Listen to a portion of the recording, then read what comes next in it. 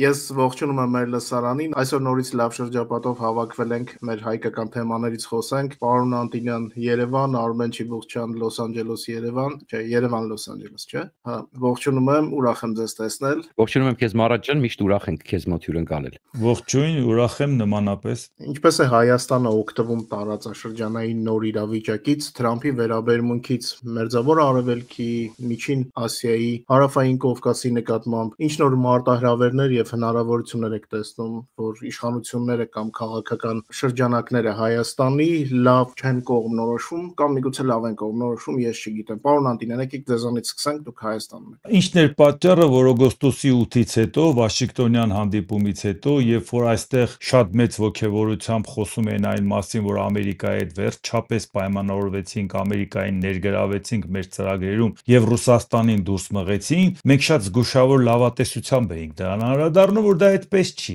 Հարգելիներս, ավելի խորացեք, հասկացեք, սա արդյոք Ամերիկայի կողմից անվտանգային երաշխիք է Հայաստանին կամ արդյոք մենք դարձանք Ամերիկայի համար գործընկեր, թե ուղղակի այդ ծրագիրը Ամերիկայի համար շահավետ է։ Ինչու եմ ասում, դրա լավ պատասխանը տվեց հենց Նիկոլ Փաշինյանը, որ ասեց, որ Ամերիկայի հետ ստորագրված փաստաթղթերը կամ ձեռք բերված պայմանավորվածությունները լավացրեցին հնարավորությունները ավելի սերտ համագործակցելու Ռուսաստանի հետ։ Պատկերացրեք, թե այսինքն ինչ աշճանի պետք է իրավիճակին չտիրապետեն, որ ասեն Ամերիկան օգնեց Ռուսաստանի հետ հարաբերությունը բարելավելու։ Այն Ամերիկան, որ Չինաստանին կամ ճնշում կամ համոզում է, որ ռուսական նավթից հրաժարվի։ Այն Ամերիկան, որ Հնդկաստանին ճնշում, հետո համոզում է, որ ռուսական նավթից հրաժարվի։ Այն Ամերիկան, որ սանկցիաներ է կիրառում Ռուսաստանի նկատմամբ, միջուկային զենք է փորձարկում, եւ Ռուսաստանն ասում է, որ այդ սանկցիաները ին վրա չի ազդի, Տրամփն ասում է մի քանի ամիս համբերի կտեսնես, եւ այդ պարագայում մենք ասում ենք շնորհակալություն Ամերիկային, որ օգնեց Ռուսաստանի հետ հարաբերություններն ավելի սերտացնենք։ Դե հիմա եթե սա կոչվում է բալանսավորված քաղաքականություն, ուրեմն երևի բալանս բառի իմաստը ես երևի չեմ հասկանում, կամ այնպես չեմ հասկանում, ինչպես մեր իշխանություններն են հասկանում։ Այսինքն շատ ուրախ կլինեինք, եթե Ամերիկայի Միացյալ Նահանգների հետ նորմալ համագործակցենք։ Ինչպես տեսնում ենք, Ամերիկան առաջ է գնում։ Կենտրոնական Ասիայի երկրների հետ իր հանդիպումները ցույց է տալիս, որ ինքը շատ ավելի առարկայական ասում է Ռուսաստան, դու չես հարգում քո գործընկերներին, ես նրանց հետ նորմալ կաշխատեմ, որովհետև Ռուսաստանը մշտապես ասում է դուք ով եք որ։ Ամերիկան ասում է եթե Ռուսաստանը ձեզ նեղացնում է, դուք ինձ համար կարող եք գործընկեր լինել։ Անկամ հասավ գործը նրան, որ Ղազախստանին առաջարկել դառնալ Աբրահամյան համաձայնագրի անդամ։ Իհարկե շատերը կարող մտածեն դրա սենսացիան որն է։ Չէ, սենսացիայի խնդիր չկա, ուղղակի դա արվում էր արաբական երկրների համար, որովհետև սահմանափակում չկար, որ այլ մահմեդական երկիր էլ լիներ։ Պարզապես արաբական երկրների հետ հարաբերությունը Իսրայելի հետ կարգավորելու համար էր, մեկ էլ Ղազախստանը, որը որ երբեք Իսրայելի դեմ չի պատերազմել, մասնակից չի եղել, արաբական երկիր չի, ու Իսրայելի հետ ունի դիվանագիտական հարաբերություններ, նրա համար սա ընդհանրապես սիմվոլիկ նշանակություն ունի այդ փաստաթղթին միանալը։ Տրամփը ուզում է ցույց տա, որ Ռուսաստան այսեն Ղազախստանն էր, որին ասում էր խելոք չպայես կմտնեմ Ղազախստանը կվերցնեմ։ Այդպես պետություն չի եղել, այդ ես եմ ստեղծել։ Ոնց որ դա նույնը ասում էր Հայաստանի հասցեին, Ուկրաինայի հասցեին։ Այսինքն Ամերիկայի քաղաքականությունը տեսնում ենք, պարտադիր չի որ ասենք միշտ հետևողական, որտեղ Դոնալդ Տրամփի հարցում այդքան հետևողական չի ստացվում, բայց գոնե այն քայլերի հաջորդականությունը, որը արվում է, ճնշել Ռուսաստանին, նշանակում է սիրաշահել Չինաստանին, սիրաշահել Հնդկաստանին, եւ այդ պարագայում ակտիվ ձևով Ռուսաստանի ավանդական տիրույթները ներգրավել Ամերիկայի ազդեցության տակ, այդ պարագայում մենք ասում ենք շնորհակալություն Ամերիկա, որ հնարավորություն տվեցի Ռուսաստանի հետ լավանանք։ Ռուսական ցորենը մտնում է Հայաստան, Ադրբեջանի տարածքով, դա այլընտրանքային ճանապարհ է, ոչ թե այլընտրանքային ցորեն, որովհետև եթե մենք ստանայինք Ուկրաինայից, կասեինք մենք փորձեցինք դիվերսիֆիկացնել մեր արտաքին առևտուրը, մեր ներմուծումները, բայց եթե մենք Ուկրաինայից չենք ստանում, Ռուսաստանից ենք ստանում, Լարսով չենք ստանում, Ադրբեջանով ենք ստանում, դրային որ մասում պետք է ուրախանայինք, որ գործարարը 2 օր շուտ ստացավ վագոնը, կամ ավելի էժան վճարեց, կամ ավելի թանկ վճարեց, այսինքն դա մեզ ինչ տվեց, եթե այդ հարցում էլ թմբկահարվում է, որ Ամերիկան օգնեց ռուսական ապրանքը Ադրբեջանով մտնի Հայաստան։ Այն դեպքում, երբ որ դրա հետ կապված նաև որոշակի մտահոգիչ բաներ կար Ադրբեջանով մտնելու, մանավանդ որ մեր իշխանությունները ոգևորված ասում էին Ադրբեջանը Ալիևը հայտարարեց, որ թույլ է տալու այդ բեռը անցնի։ Եվ իրանք զարմացած են, որ Ալիևը թույլ է տվել, այսինքն իրանք տեղյակել չէին, որ այդ բեռը հայ գործարարը պատվիրել է եւ այդ բեռը գալու է Ադրբեջանի տարածքով։ Այսինքն այդ աշճանի անտեղյակ, բա ով էր պայմանավորվել։ Հայ գործարարը գիտեր, որ Ադրբեջանը ճանապարհը բացելու է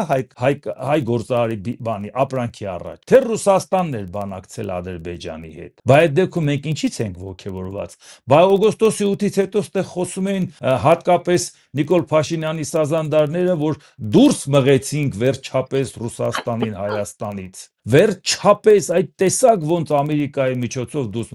դուրս մղելը սա է։ Եթե սա դուրս մղելն է, բա ներս մղելը ո՞րն է։ Արմեն, դες հետաքրքիր ուղղություն տվեց մեզ պարոն Անտինյանը, նույն կտրվածքով, դες այդ Աբրահամյան համաձայնագրի առումով, ստացվում է, որ տարածաշրջանում Ամերիկայի գլխավոր դաշնակիցը Իսրայելն է եւ Իսրայելի հետ համաձայնագիրը հասնում է նույնիսկ Կենտրոնական Ասիա, այսինքն Թրամփը մտնում է Կենտրոնական Ասիա, ճանապարհների մասին է խոսում, որը անպայման պետք է Հայաստանով անցնի եւ Հայաստանի վերահսկողության տակ։ Կուզեի մարտահրավերներից եւ հնարավորություններից խոսենք, գիտեմ, որ եթերներում խոսել եք, մի քիչ եթե կարելի ավելի մանրամասն ինչ կարող է տալ եւ դրա համար ինչ պետք է անի Հայաստանի իշխանությունը Արմեն։ Նախ ես պարոն Անտինյանը շատ լավ հարց բարձրացրեց, ասես թե որն է բալանսավորումը այդ դեպքում։ Պարոն Անտինյանը վստահ եմ կարդացել է Օրուելի 1984-ը, որը ֆանտաստիկ գործ է, ինքը 1948-ին է գրվել, բայց թվերը տեղերով փոխվել է եւ բնականաբար Սովետական Միություն Միացյալ Նահանգներ պայքարի մասին էր, բայց լիարժեք համապատասխանում են դարերով կրնի ակտուալ այդ գիրք։ Դա ֆանտաստիկ, իրականում դա քաղաքագիտական սարկազմի ժանր է, բայց քաղաքական, աշխարհքաղաքական, չգիտեմ, բայց այնտեղ կա մի բան։ Ես ուզում եմ նկատենք մի հետաքրքիր հանգամանք, ուրեմն Օրուելին չէ, այսինքն Օրուելի մեջ իրականությունը խեղաթյուրված էր, հա, երբ որ ասում էին խաղաղությունը պատերազմ է, ուրեմն կամ պատերազմը խաղաղություն է, ստրկությունը ազատություն։ Այսինքն դες տեղերով փոխված է Օրուելյան իրականության մեջ ազատությունը դա ստրկությունն է։ Հիմա մոտարապես Փաշինյանի այդ բալանսավորման քաղաքականությունը Օրուելյան տրամաբանության մեջ է։ Ասենք, եթե մենք ասում ենք բալանսավորում, դա նշանակում է խորը պարկել Ռուսաստանի տակ։ Իսկ սա լրիվ Օրուելյան իրականություն է։ Բայց մինչև անցնելը շատ կարևոր հարց բարձրացրեցիք Աբրահամյան համաձայնագրերի մասին, որը ես չեմ կարծում, որ սիմվոլիկ է, դա ավելի խորը կանդրադառնամ ինի տեսակետը կասեմ, այստեղ մի հետաքրքիր հանգամանք կա։ Ուրեմն, այդ իրականության մեջ, Օրուելյան իրականության մեջ, իրանք որևէ բան չեն անում, որպեսզի իրոք բալանսը վերականգնեն Հայաստանը, որպեսզի Հայաստանը իրոք դառնա անկախ պետություն։ Իսկ Ալիևն ու Պուտինը իրար հետ միասին արեցին այնպես, որ Հայաստանը չգնա, չգայթակղվի, գնա արևմտյան ուղությամբ, չգնա Եվրամիություն, այսինքն Պուտինը զանգեց Ալիևին, իրար հետ խոսեցին, մեկ էլ հրաշքով բացվեց ծորենի ճանապարհը եւ այսպես շարունակ։ Հիմա Աբրահամյան համաձայնագրերի հետ կապված իրականում սենց է խնդիրը։ Հա, հավասարակշռության հետ կապված ասեմ, այդ բալանսավորման նաև։ Արադ Միրզոյանը խոսում է, որ Շանհայի համագործակցության կազմակերպությունը եւ Եվրամիությունը իրանք հավասարակշռում են միմյանց։ Հիմա տես, դու ասում ես Ամերիկան ինչ տվեց։ Ըստ էության իրանք խոստովանում են, որ իրանք վտանգ են տեսնում Միացյալ Նահանգներից եւ գնում են դիմում են, այսինքն դու տես օգոստոսի 8-ից հետո իրանք կպած ուզում են գնալ Շանհայի համագործակցության կազմակերպություն։ Այդ միտքը իրանք մոտ անգամ պետքա չծագեր, որովհետեւ Շանհայի համագործակցության կազմակերպությունը Միացյալ Նահանգների կողմից BRICS-երը, Շանհայի համագործակցության այստեղ ամերիկյան մամուլը իրանց կոնկրետ դիրքավորում է որպես հակաամերիկյան կազմակերպություններ, հակաամերիկյան, որ ստեղծվել է որպեսզի հակադիր քաղաքականություն վարի դիմակայի Միացյալ Նահանգներին, դիմակայի Եվրոպային եւ Միացյալ, ասենք Հյուսիսատլանտյան դաշինքին, Հյուսիսատլանտյան քաղաքակրթությանը։ Հիմա դու հասկանում ես, իրանք իրականում բացահայտում են իրանք ինչ են անում։ Իրանք վտանգ են տեսնում արևմուտքից, դու հասկանում ես, դեռ չեն հասցրել անգամ կախվածության մեջ ընկնել արևմուտքից, որտեղ ամբողջ կախվածությունը Ռուսաստանից է։ Դեռ արևմտյան ներդրում էլ չունեն առանձնապես երկրում։ Դեռ արևմուտքը չի մտել, միայն իրանք փրկեց, որ Սյունիքը պահեն։ Ոչ մի բան դեռ չեն արել, բայց արդեն վախենում են, որ կարող է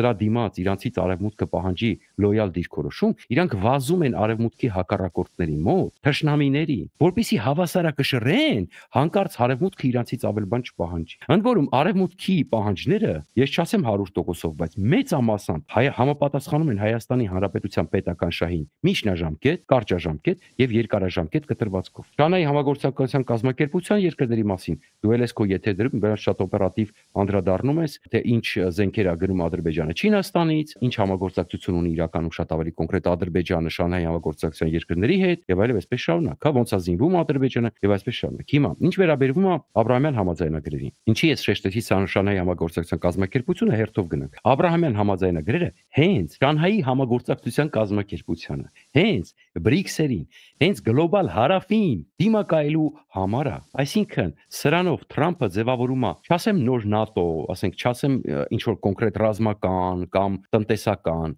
ընդհանուր համ անվտանգային բաղադրիչ այդտեղ կարող է լինի, համ տնտեսական, ինքը ստեղծում է Իսրայել կենտրոնով գլոբալ հարավը վերահսկող նոր միավորում։ Նպատակը չի ասում Ղազախստան արի մտի, նրան ձևական բաներ պետք չի։ Այսինքն ես դա տեսնում եմ, որ Հայաստան, Ադրբեջան, այսինքն ուշադրություն դարձրեք, ասենք, ընդ որ ընդհանուր միջև Հնդկաստանը հասնում։ Եթե հիշում եք, Հնդկա Դուբայի, Մումբայի ճանապարհը ինչ է ուզում գցեին։ Այսինքն սա նաև տնտեսական գործոն է, որ փորձում էին տնտեսապես գլոբալ հարավը նոր ալտերնատիվա բացեին Չինաստանից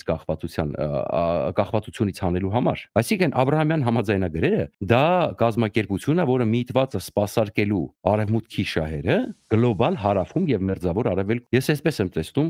ինչու է Աբրահամյան համաձայնագրերը այսպես ակտիվ եւ շատ կարեւոր է, որ Հայաստանը միանա այդ համաձայնագրերին։ Եւ շատ կարեւոր է, որ դա Հայաստանի նախաձեռնությունն է, բայց խնդրեմն է նա, որ երբ որ դու վազում ես Շանհայի համագործակցության կազմակերպություն, դու դրանով արդեն մերժում ես Աբրահամյան համաձայնագրերը փաստացի քո մարմնաշարժումներով։ Երբ որ դու գնում ես Շանհայի համագործակցության կազմակերպություն, դե Եվրամիությանը ասում ես ես չեմ պատրաստվում գալ Եվրամիություն, որովհետև ես չգիտեմ ապագայում կարող է թե չի։ Այս պահին չկա որևէ երկիր, որը գտնվում է Շանհայի համագործակցության կազմակերպությունում եւ գտնվում է միաժամանակ Եվրամիությունում։ Չկա այդպիսի երկիր։ Եթե կա, խնդրում եմ ուղղեք։ Ես այդպիսի երկիր չեմ ճանաչում, որ այսօր համ ՇՀԿ-ում է, համ Եվրամիությունում է։ Իսկ Արադ Միրզոյանը կանգնում ասում է, երկուսը իրար չեն խանգարում։ Տարական Google-ը վերցնում ես կամ ChatGPT-ին կամ արհեստական ինտելեկտային շատ ալարող մարդկանց համար։ Ու հարցնում ես. արդյոք Շանհայի համագործակցության կազմակերպությունը ու Եվրամիությունը իրար հակադիր կառույցներ են։ Եվ քեզ անգամ սկսած ամենաէժան, ամենաձրի ChatGPT-ին, քեզ կպատասխանի, որ դրանք լրիվ տարբեր աշխարհքաղաքական վեկտորներ են եւ ստեղծված են անգամ իրար հակադարձելու համար։ Այսքան բան։ Սրանով իսկ հեռանկարը հետեւյալն էր։ Հեռանկարը դու այսպեսին էր, Հայաստանը պետքա օգտվեր առիթից, որ Միացյալ Նահանգները շահը գտել է իր տարածաշրջանում, որոշել է, որ պետք է ներկա լինի տարածաշրջանում եւ ոչ թե փորձեր դառնալ տրանզիտային երկիր, որը իրեն ոչ մի բան չի տալիս, բացարձակ, որտեղ այդ տրանզիտը մենք բազմիցս խոսացել ենք։ Տրանզիտից պարոն Անտոնյանն էլ տնտեսագետ է կասի։ Ամենաշատը շահելու են Ադրբեջանն ու Թուրքիան, չնայած Հայաստանն խոսում է Չինաստանից ապրանք բերելու մասին, Ամերիկան խոսում է Կենտրոնական Ասիայից։ Այդ նույն Թրամփի մոտրանապարի մասին է խոսքը։ Իսկ շահերը տարբեր են։ Թրամփը չի պատրաստում Չինաստանի բանն, պրախադնոյ դվոր ռուսերեն բարկա, չէ՞։ Պրախադնոյ դվոր սարքի այդ ճանապարհը Չինաստանի համար բացարձակ։ Այստեղ շահերը շատ տարբեր են։ Հայերը ուզում են դառնան պրախադնոյ դվոր, կոպիտ ասած, ցավոք սրտի։ Եվ խնդրեմը հետեւյալն է, որ անկավ այդ պրախադնոյ դվոր դառնալուց ամենակիչ փողը դու ես ստանալու։ Համեմատած Ադրբեջանի, համեմատած Թուրքիայի հետ։ Մենք այդ Թրամփի ճանապարհը պետքա մեզ ինչի համար է պետք։ Մենակ մի բանի համար մեծացնելու մեր աշխարհքաղաքական ազդեցությունը, երբ որ դու այդ բանալին հանձնում ես Միացյալ Նահանգներից, այդ բանալի դիմաց դու կարայիր ստանայիր, լավ, sense շատ նյութական, հա, օրինակ բերենք, որպեսզի մեր հետևորդները բան չանեն։ Դու կարողանայիր ստանայիր, չգիտեմ, Google-ի ներդրումը Հայաստանում, Google-ի գործարան, կոպիտ եմ ասում, բան, ինչ որ չիպերի, չգիտեմ։ Դու կարող ես ստանալ, ասենք, չգիտեմ, F16 գոնե վերջին մոդեռնիզացիայի այդ բանալին հանձնելու դիմաց, հա, որպեսզի դու կարողանաս ապահովել քո համագործակցությունը եւ անվտանգությունը։ Դրանով դու պետք է նաեւ շարունակես բերել, ասենք, ամենամեծ կարողություններ ունեցող Եվրամիությանը բերես երկիր, որպեսզի կարողանա ինքը նստի այդ ճանապարհի վրա, որպեսզի ամբողջ այդ ներդրումները Եվրամիությունը անի եւ դրա դիմաց ստանաս էլի բենեֆիտներ, մտնես DCFTA-ի մեջ ու փորձես ուրեմն երկիրը տեխնոլոգիապես զարգացնես անենց, որ դու կարողանաս շատ արագ կրճատես այդ տարբերությունը Ադրբեջանի հետ։ Ադրբեջանը պատվերել է ինքնաթիռներ, արդեն սկսում է ստանալ ինքնաթիռներ։ Հայաստանը դեռ ոչ մի ինքնաթիռ չի պատվիրել։ Դեռ ոչ մի ինքնաթիռ չի պատվիրել։ Իսկ այդ ինքնաթիռը 3-4 տարի, հատկապես եթե դու որակյալ ինքնաթիռ ես պատվիրել, դա կարող է 3-4 տարի տևի, մինչև առաջին ինքնաթիռը գահասնի Հայաստան։ Այսինքն սա պետքա ոչ թե տնտեսության մասին լիներ Թրամփի ճանապարհը, որտեղ մեզ այդ ճանապարհը ռեալ ոչ մի բան տնտեսապես չի տալու։ Մեզ տալու է Թուրքիայի սահմանի բացումը, Եվրամիության անդամակցությունը, հայկական ապրանքի որակի բարձրացումը, հայկական շուկայի անկախացումը ռուսական շուկայից, Թուրքիայի միջոցով ապրանքի հասցնելը Եվրամիություն։ Այս ուղղությամբ զարգանալը եւ այս պարագայում Եթե այս տեսլականը դու ունես եւ հստակ կողմնորոշվում ես։ Հիմա ամենավերջի բանը, որ ուզում եմ շեշտեմ։ Ցավոք սրտի, այն քաղաքականությունը, ինչի շեշտեցի օրելյան իրականությունը։ Ես շատ մեծ մտահոգություն ունեմ, չգիտեմ, պարոն Անտոնյանը կկիսի թե չէ, ինքը Հայաստանում է ապրում, այդ ներսի բաներին ավելի շատ է տեղյակ։ Սենց մի բան։ Ուրեմն մենք ուշադիր նայում ենք Վրաստանի իշխանություններին։ Ձեր մոտ եղել է Յանուկովիչ, չէ՞, որ ինչին հասան, եկավ, սկսեց ասեց, հա գնում ենք Եվրոպա, էլի օրոյլյան իրականություն էր, չէ՞ իր մոտ։ Ինչով ավարտվեց, տեսանք։ Եկավ Իվանիշվիլին, ասեց գնում ենք Եվրոպա, մենք չենք փոխում այդ կուրսը, մենք տեսնում ենք ինչ է կատարվել։ Իվանիշվիլին արդեն 12 տարի է իշխանությանը, չեն կարողանում հանեն իշխանությունից։ Ես խնդրում եմ ուշադրություն դարձրեք Փաշինյանական խոսույթը ինչքան նման է Յանուկովիչյան խոսույթին ու պահվածքին, Իվանիշվիլիական խոսույթին ու պահվածքին,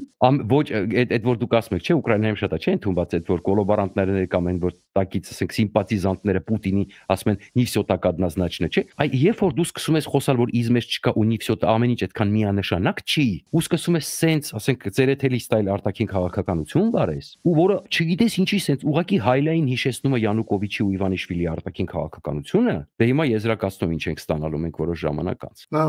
Յանուկովիչի նաև մասամբ Պորոշենկոյի պարոն Անտոնյան կավելացնեիք։ Հարցը նա է, որ առիթ եղել է ասել են, որ եթե Ամերիկան մտել է Հայաստան ու այդ պարագայում մեր մոտից ոչ ոք դուրս չի եկել, ուրեմն Ամերիկան չի մտել Հայաստան։ Որովհետև ինչպես Շանհայի համագործակցության կազմակերպության հայտի մասին խոսվել է հուլիսի 3-ին, հուլիսի 3-ից հետո օգոստոսի 8-ը լինում Վաշինգտոն, որից հետո մերոնք պնդում են, որ գնում են Շանհայ։ Բացի դրանից 3 գումարած 3 ձևաչափը պնդում են։ Ռուսական բազան ասում են ինչ արհեստական կեղծ օրակարգ եք բերել, ինչ 102-րդ բազայի հանել։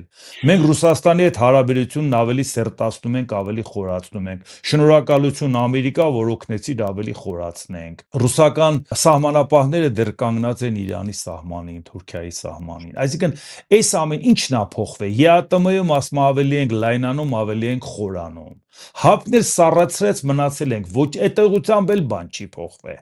Այսինքն բա Ամերիկայի ուղղությամբ ինչ են կարևոր փոխվել է։ Բացի դրանից, Շանհայի համագործակցության կազմակերպությունը հստակ հայտարարեց, որ իրանք փորձում են բևեր ստեղծեն։ Աշխարհը միաբևեր լինել չի կարող։ Չնայած մենք գիտենք, որ Ամերիկան աշխարհի միակ բևերը չի, ինքը այդ դիրքը կորցրել է։ Հուսանք, որ կվերականգնի ուկրաինական պատերազմի արդյունքում, որից հետո ինքը Եվրոպային կդարձնի երկրորդ բևեր, որովհետև Եվրոպան իր անվտանգային հարցերը լուծում է։ Եվ երկուսով պարզապես ասես կառաջարկեն Չինաստանին երրորդ բևերը լինի պայմանով, որ իրան խելոք պահի։ Այսինքն մեր պատկերացրած Ամերիկան միաբևեր իրավիճակում չի, բայց Շանհայի համագործակցության կազմակերպությունը պայքարում է Ամերիկայի դեմ, որ միակ բևերն է Ամերիկան, բերեք մենք ստեղծենք մեր բևերը։ Այսինքն Հայաստանը գնում է միանում է միտեղ, որտեղ ֆիքսում են, որ Ամերիկան դեռ աշխարհը միաբևեռ է դարձրել եւ շարունակում է լինել միակ բևեռը, որը պարզապես այդպես չի։ Այսինքն ուրիշ բևեռ չի ձևավորվել, բայց Ամերիկան էլ միակը չի։ Դրա համար աշխարհը անկայուն է։ Մենք հիմա մտածում ենք այդ անկայունության ժամանակ ինչ պետք է արվի, որ իրավիճակը փոխվի եւ նոր աշխարհակարգը պայմանավորում ենք Ռուսաստանի ռազմավարական պարտությամբ, այս պարագայում պարզվում է մրցակցության մեջ են մտել Շանհայով, բևեռ են ստեղծում։ Հայաստանն այդտեղ ինչ է անում։ Այսինքն սա արդեն այն հարցը չի, որ ասենք մենք բազմաբևեր, բազմավեկտոր քաղաքականություն ենք վարում։ Ստեղ ընդհանրապես քաղաքականություն չկա, որովհետև նույնիսկ եթե մենք այն հուշագրերը, որը Հայաստանը ստորագրում է տարբեր երկրների հետ, որոնք տրամագծորեն տարբեր շահեր ունեն, բոլորի այդ ստանդարտ հուշագրերը ստորագրվում համագործակցության կամ մտադրությունների, ընդհանրապես պետության ազգանունը բանը անունը հանում ես ուրիշ ես տնում։ Եվ այդ բոլորը այնպես է կարելի է կարծել Իրանը, Ամերիկան, Եվրամիությունը, Չինաստանը, Ադրբեջանը, Թուրքիան, բոլորը կարող են ասենք մեր տարածքում սերտ իրար հետ համագործակցել։ Սա նույնիսկ չգիտեմ ինչ ժանրից է։ Առավել եւս որ ասենք այսօր մենք տեսնում ենք, որ այսօր Ամերիկայի Միացյալ Նահանգները Ռուսաստանի նկատմամբ իր վերաբերմունքը փոխելու պարագայում։ Մենք այսօր անգամ եկող տարվա ընտրությունը գնում ենք հետևյալ կերպ։ Ռուսամետ ուժերն ասում են, այս իշխանությունները լավ չեն համագործակցում Ռուսաստանի հետ, իշխանությունն ասում է, ով չի լավ համագործակցում, մեզանից լավ ով է համագործակցում Ռուսաստանի հետ։ Երբ ավելի ջերմ եղել Հայաստանի հարաբերությունը Ռուսաստանի հետ, քան Փաշինյանի օրոք։ Այսինքն մենք Հայաստանը տանում ենք այս բանավեճին, այդ որ պարոն Չիբուխչյանն ասեց Հայաստանում եք պատկեր, то Հայաստանում ամենամեծ խնդիրը տեսնում ենք դա, որ մենք աշխարհը փոխվում է, մենք գնում ենք օր-օրի գնում ենք այդ վիճակին, որ Ռուսաստանին անկյուն են մղում, այդ ժամանակ մենք ասում ենք կռիվ ենք տալիս, թե ով է Ռուսաստանի շահերը սպասարկելու Հայաստանում։ Այս մթնոլորտն է, որ շատ վտանգավոր է մեզ համար։ Այդ դրանից կարող է օգտվի Ադրբեջանը, ինչու՞ չէ։ Ադրբեջանը հայտարարում է, որ ՆԱՏՕ-ի չափանիշներով ինքը բանակ է ստեղծում Թուրքիայի աջակցությամբ։ Ինչի մենք 2020 թվականին չգիտեինք, որ Շոյգուն այն ժամանակ պաշտպանության նախարար էր, կանգնեց Թուրքիայի նախարարին ասեց, մենք համատեղ ծրագիր իրականացրեցինք Արցախում։ Եվ այսինքն ՆԱՏՕ-ն մտցրեցինք հարավային Կովկաս։ Այսինքն Ռուսաստանի համար կա բարի ՆԱՏՕ։ Այդ Թուրքիայի տեսքով է։ Չար ՆԱՏՕ-ն դա ուզում էր մտներ Ուկրաինա։ Մի քիչ բանը, ասես հումանիտար ՆԱՏՕ-ն մտավ Ֆինլանդիա եւ Շվեդիա։ Դե հասկանանք, նրանք սոցիալական ՆԱՏՕ է, էլի։ Այդ ուրիշ է, որ այնտեղ ասենք Բալտիկ ծովը դրեցին ռուսների առաջ, դարձրեցին արդեն։ Ինքը այսօր Շվեդիայի հետ ավելի մեծ խնդրեմ ունի, քան Ֆինլանդիայի, երբ որ Շվեդիայի հետ ցամաքային սահման չունի, որովհետև Շվեդիան գնաց Բալտիկ ծովը այն մյուս կողմում, նստեց ու ասեց Ռուսաստան, դե հիմա մտքովդ չանցնի, որ Բալտիկ ծովը քո համար ասեց խաղաղ ճանապարհ է։ Այս պարագայում ինքը շատ լավ էլ հանդուրժեց։ Սկզբունքորեն դեմ է մենակ Ուկրաինայի ՆԱՏՕ-ի անդամակցությանը, բայց շատ նորմալ է վերաբերվում, որ ՆԱՏՕ-ն լինի հարավային Կովկասում, ՆԱՏՕ-ն լինի Ռուսաստանի հարավային հարևան, ավելի մոդիկ ՆԱՏՕ-ին, ելով է մոտեցրել բացի Ադրբեջանը Թուրքիայի հետ։ Եվ այս պարագայում մենք դեռ մեր անվտանգային հարցի հետ կապված իսկ ինչ ենք ձևակերպել։ Հա ես գիտեմ 20 տարի ասում են, որ Հայաստանը պետք է լինի Եվրամիության անդամ, ՆԱՏՕ-ի անդամ, Ամերիկայի Միացյալ Նահանգներ ռազմաքաղաքական, տնտեսական փոխշահավետ համագործակցություն հաստատի։ Բայց մենք տեսնում ենք, չէ, որ անգամ ձևական չի հայտարարվում, որ մեր ճանապարհը դա է։ Որ գոնե մենք ասենք, լավ, ՆԱՏՕ կարող է հասնենք 10 տարում կամ 20 տարում, բայց գոնե եթե հայտարարում ենք, որ մենք ուզում ենք ՆԱՏՕ, դա ընդամենը մտադրության հայտարարություն է, ոնց որ Եվրամիություն ասում ենք, դա մտադրություն է։ Այսինքն առաջի քայլը արեցինք, դե օգնեք մեզ, առաջ գանք։ Ինչի եվրոպական անվտանգությունը մենակ ՆԱՏՕ-ի հույսին է։ Այդքան երկրներ, որ Ուկրաինային աջակցում են, համագործակցում են, բոլորն են Եվրամիության անդամ, իհարկե ոչ։ Անկամ Ավստրալիան, որ համագործակցում է, աջակցում է, նա անզյուս է անդամ, Ամերիկա, Նոր Զելանդիա, Ավստրալիա։ Այդ չեմ ասում Եվրամիության անդամ է Կանադան։ Նեյտրալ Ավստրիան, որ օգնում է ՆԱՏՕ-ի, ինչ նա ասում էր, ոչ ՆԱՏՕ եմ ուզում, ոչ էլ Շանհայի համագործակցության, դեռ 1955 թվականին։ Բա ոնց ասեց ես պատրաստ եմ Ուկրաինային աջակցել։ Ճապոնիան ինչի է աջակցում։ Այսինքն մենք նոր իրավիճակ ունենք անվտանգային։ Պետք չի մտածել, որ մենք մի հատ բյուրոկրատական քայլերով պետք է հաղթահարենք, կարող է վետո դնի Հունգարիան, կարող է չգիտես ինչ լինի։ Այդ փուլում չենք մենք, որ վետոից խոսենք։ Առաջի քայլը մենք պետք է ասենք գնում ենք Եվրամիություն ՆԱՏՕ, որպեսզի ասեն դե լավ, միջև հասնելը, եկեք ձեզ այդ փաթեթով ճանապարհային քարտեզ կազմենք ու համագործակցենք։ Բայց մենք կոնկրետ հայտարարում ենք գնում ենք Շանհայի համագործակցության կազմակերպության անդամակցելու նպատակով։ Այն դեպքում, երբ որ Հայաստանում այդպիսի օրակարգ չկար, երբևիցե քննարկում չի գնացել։ 20 տարի քննարկում գնացել է Եվրամիության ՆԱՏՕ-ի մասին, որովհետև մեր առաջ եղել է Վրաստանի օրինակը, մեր առաջ եղել է Ուկրաինայի օրինակը։ Մենք հենց այնպես վերացական չենք ասել Եվրամիություն ենք ուզում։ Մեր առաջ մեկը ճանապարհ էր բացում, այսինքն մենք առարկայական տեսանք, որ այդ ճանապարհով կարող ենք գնա, որ Հայաստանում առաջացավ այդ process-ը։ Այսինքն մենք երազողներ չէինք, որ խոսում էինք այն շա։ Մենք քաղաքական քայլ էինք ասում։ Ասում ենք մեր առաջ կա պիոներ, որը գնում է, ճանապարհ է բացում Վրաստանը մեր առաջ։ Բերեք մենք էլ այդ նույն ճանապարհով գնանք։ Հարավային Կովկասը ընդլայնենք Եվրամիությունն ու ՆԱՏՕ-ն։ Չկա այդպիսի հասկացողություն, մտնենք նրանց կազմի մեջ։ Նրանք շատ ավելի քաղաքակիրթ են արտահայտվում։ Առաջի ընդլայնում, երկրորդ ընդլայնում։ Այսինքն իրանք են գալի հասնում մեզ, մենք չենք գնում մտնում իրանց կազմ։ Իրանք են հասնում իրանց տարածքով գալիս են մեզ ներգրավում են դրա մեջ։ Մենք հիմա մեր բոլոր քայլերով Եվրամիությունից շատ ավելի ենք հեռանում, որովհետև ամեն օր մենք ԵԱՏՄ-ի մեջ խորանալով ամեն օր մենք վտանգում ենք Եվրամիության անդամակցության որևէ հեռանկար։ Ու չմոռանանք, նոր որ խոսում ենք Վրաստանի հետ կապված։ Վրաստանին ասին մոռացի, որ 2030 թվականին կարող է դառնաս ՆԱՏՕ, Եվրամիության անդամ, երեք կանգնում է Վրաստանի վարչապետն ասում է, մենք պետք է մինչև 2030 դառնանք։ Եթե Եվրամիության չինովնիկները մեր հետ համաձայն չեն, հուսանք մինչև այդ իրանք կփոխվեն, իրանց վերաբերմունքը կփոխվի։ Դե պարզ ընտրությունը 29 թվին բանը չի այդ իդիկատի չունի։ Պարզապես ասում է, եթե դուք մեզ չեք հավանում, դուք եք վատը, բայց մենք մտնում ենք Եվրամիություն։ Սա ռուսական պատկերացում է, այդ զորբայությունը, որը առաջ տանեն։ Հիմա մենք այդ զորբայության ազդեցության տակ ենք։ Դա է շատ վատ։ Մի բան էլ ուշադրություն դարձրեք։ Հունգարիան ասում է, ես դեմ եմ, որ Ուկրաինան դառնա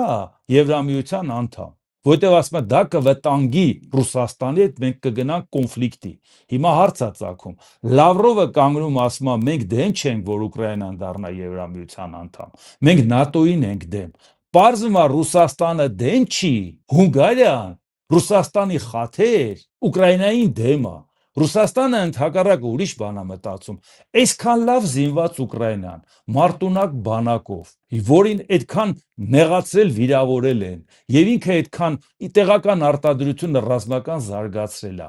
Գոնե լինի Եվրամիության անդամ, Եվրամիության համակեցության կանոններում ինչ որ ձևով կառավարելի լինի։ Այ անգրագետներ Հունգարիայում նստած, բա որ այդ մարտունակ բանակ ունեցող Ուկրաինան Եվրամիության անդամ էլ չի դառնում։ Ավելի շատ անվտանգ է դառնում Եվրոպան։ Այդ է ձեր խելքը։ Փոխանակ ասեք ավելի լավ է մեր ընտանիքի անդամը լինի, գոնե ասենք դե լավ Ուկրաինա ջան, մի բանն էլ սենց վարվի, մի բանն էլ նենց անենք, այնպես անենք, որ այսօր շատ կոնֆլիկտի չգնանք։ Բա դուք ո՞նց եք իրան լավ չի պահե, չէ՞, կողքներ տես հզոր հարևան է։ Բա դուք ո՞նց եք Ուկրաինային կառավարելու, որ նրա անվտանգությունը երաշխավորում են ՆԱՏՕ-ից ավելի լավ, որովհետև նրան երաշխավորում են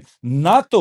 պլյուս գործընկերներ։ Բա դուք ո՞նց եք այդ Ուկրաինային կառավարելու, Եվրամիության անդամ էլ չլինի։ Բայց այս մարդկանց պատկերացում, որ հենց գիտեն քաղաքականությունից, իրանց թվում է թե Ռուսաստանի լավություն են անում։ Ուրեմն եթե Լավրովը գտնում է, որ Ուկրաինայի Եվրամիության անդամակցությանը իրանք խնդիր չունեն, իրանք չեն հասկանում, որ դա իրանց էլ է ձեռնտու։ Իրանք գոնե մտածում են, այդ ընտանիքը ինչ որ ձևով կառավարելի կլինի։ Հիմա այս մակարդակով է, չէ՞, նաև հարցերը լուծում քաղաքական։ Դե Օրբանը գնացքից ուշացած ուղևորի կերպարում է։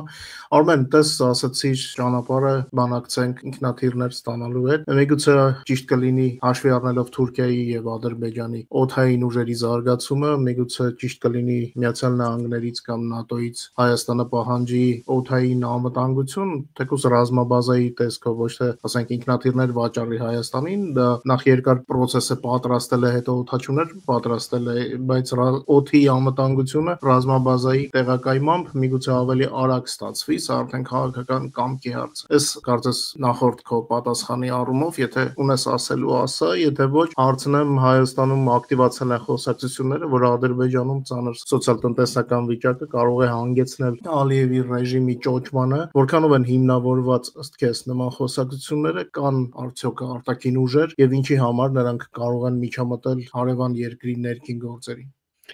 Նախ ես որպես օրինակ բերեցի Մարատ ջան, օրինակ ասեցի նյութականացնեմ, որ մեր հետևորդները ավելի լավ հասկանան։ Ես կգերադասեի օրինակ ունենան դրոնների պա, ոնց որ Ուկրաինայում, kill zone։ Հիմա տես, հետաքրքրական դա ավելի արագ է եւ ավելի էֆեկտիվ է։ Ես ուզում եմ մեջ բերել Լագոդինսկու հարցազրույցը համեկին, այս անդրադարձային եթերում, շատ կարևոր հիմնարար բաներ, ինչ ասեց Գերմանիայի ներկայացուցիչը Եվրոպարլամենտի։ Ասես մենք այսօր Ուկրաինայից ենք սովորում եւ ըստ էության հասկացրեց, որ Հայաստանը պետքա գա մեր արժե համակարգի մեջ, ժողովուրդը պետքա գա հասկանա իրական, այսինքն ընկալի այդ արժեքները կրի։ Ինչ կտա մեզ Եվրամիություն մտնելը։ Հիմա Եվրամիությունը Ուկրաինայի հետ սերտ համագործակցում է։ Սովորում է Ուկրաինայից եւ իրենք չեն ամաչում դա ասելը։ Այդ տեխնոլոգիաները, քանի որ Ֆրանսիան օգնում է Ուկրաինային, հա, Մեծ Բրիտանիան, Սկանդինավյան երկրները, մենք կարող ենք օրինակ պատվիրել 30 հատ գրիպեն 10 տարվա կտրվածքով, բայց մենք կարող ենք 1-1.5 տարվա ընթացքում Ֆրանսիայից մեր բարեկամ ստանալ ուրեմն ուկրաինական դրոնների պատի տեխնոլոգիան։ Ուկրաինական դրոններ, որտեղ Ֆրանսիան ըստ էության օգնում է, իրենք նաև իրանց մոտ են դա զարգացնում։ Բայց քեզ ոչ մեկ չի տա, քանի դու հապկի անդամ ես սառեցված։ Քեզ ոչ մեկ դա չի տա, խնդրեմը դա է։ Եվ հաջորդը, եւ ասեմ, իրականում մենք տեսնում ենք, որ արդեն եթե դու ունեցար այդ դրոնների պատը, որը դու կարաս ուղակի սարքես 1-1.5 տարվա, լավ մաքսիմում 2 տարվա ընթացքում, ոչ մի Ադրբեջան չի պատրաստվի քո վրա հարձակվել։ Չկա տես բան։ Մինչև դուք ստանաս քո բան։ Դրա համար, օրինակ, անգամ պարոն Անտինյանը մեջ բերեց Իվանիշվիլի օրինակը։ Ես այն օրը կարդացի, իդեպ ուզում էի քեզ հարցնել, հետաքրքրական լուր ստացվեց, որ Իվանիշվիլին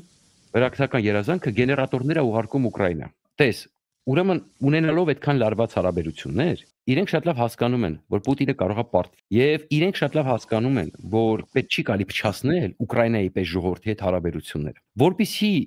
Ուկրաինան դեմ չլինի, որ դու այդ դրոնների պատի տեխնոլոգիան ստանաս, որովհետեւ ես վստահ եմ, որ Ուկրաինայի նախագահ Զելենսկին այսօր դեմ է որևէ Ադրբեջանի տարածքային նկարտումներին Հայաստանի նկատմամբ, որովհետեւ ինքը հասկանում է, իրանք դա ակնհայտ է։ Եվ ես վստահ եմ, որ ինքը Ֆրանսիայի միջոցով կթույլատրել, բայց դրա համար դու մի հատ գեներատոր չես ուղարկում Ուկրաինա։ Հասկանում ես, անգամ Իվանիշվիլին, որ ունի կատաղի լարված հարաբերություններ Զելենսկիի հետ, գեներատորներ է ուղարկում Ուկրաինա։ Ադրբեջանը պարբերաբար ուղարկում է։ Ինչի մասին է սա խոսում։ Իսկ ինչ են անում մեր իշխանությունները։ Հա մի անգամ մի բան ինչ որ մի 3 հատ թաբլետ տարավ Աննա Հակոբյանը, հիշեցին, գնահատեցին, ասեցին եւ վերջ։ Քանի անգամ Մարաջան Ադրբեջանը ուղարկել այդպիսի գեներատորներ, օգնություն, չեմ, քանի անգամ դուք ասես։ Անընդհատ։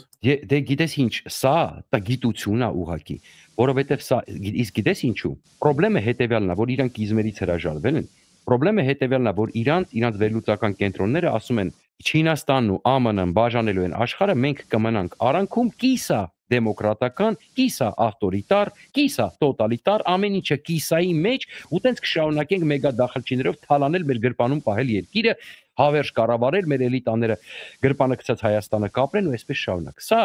փողի, անձնական շահի, անձնական իշխանության պատմությունն է, ցավոք սրտի,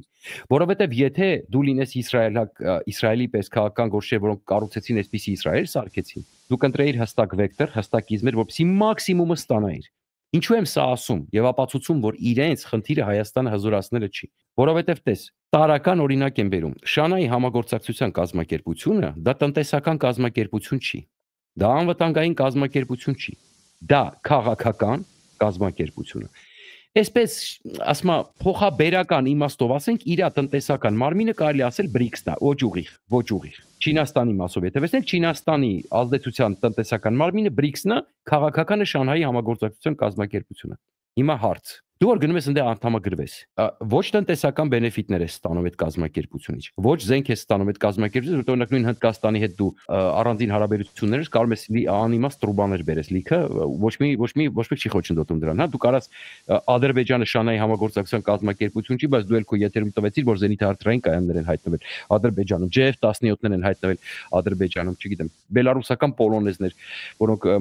բելարուսա-չինական համատեղ ձեռնարկություն են։ Հիմա հարց, եթե դու, օրինակ, մենք ասում ենք, Եվրամիությունում ստանում ես տեխնոլոգիաներ, Եվրամիության միջոցով կարող ես ստանալ դրոնների պատ։ Ես ինչի F-16-ը զուտ մատերիալական իմաստով օրինակ բերելու համար, բայց ես կգերադասեի դրոնների պատ ստանալ Ուկրաինայի օրինակով, հա։ Այսինքն, դու Եվրամիությանը ասում ենք կոնկրետ IS, անկախացում գումարած, որ դու ամենաառաջադեմ երկրների մեջ կունենաս վետոյի իրավունք, կարաս քո պայմանները թելադրես, անգամ ոնց է Օրբանը կներես խաղեր տալի, մեկի հոп $5 միլիարդ փող ստանում։ Իր փոքր Հունգարիայի համար, չէ՞։ Ի վերջո լավ օրինակ չի, բայց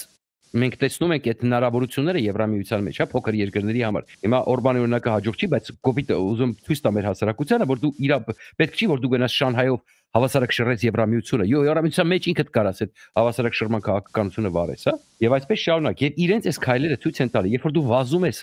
անդամագրվել մի կազմակերպության, որը զուտ ընդամենը իր ամբողջ գործառույթը հակա-արևմտյան, հակա-ամերիկյան է, ուրիշ ոչ մի բան չունի այդ կազմակերպություն։ Այդ կազմակերպությունը ոչ մի բանի մասին է, միայն Ամերիկայի դեմ, ասենք, համախմբման մասին է, ասենց ասեմ։ Եվ երբ որ դու մերժում ես այն ինչ որ քեզ առաջարկում են Եվրամիությունում, դու դրանով ցույց ես տալի դու ով ես։ Եվ այստեղ ես ցավոք սրտի պետքա նշեմ, որ միևնույնն է, իրանք չեն ցանկանում, որ ես վստահ եմ Փաշինյան չի ցանկանում Ուկրաինայի հաղթանակ։ Ես վստահ եմ, որ նրանք սպասում են, երբ Պուտինը կարողանալու ինչ որ մի ձև իր պայմանները թելադրի Ամերիկայի հետ պայմանավորվի,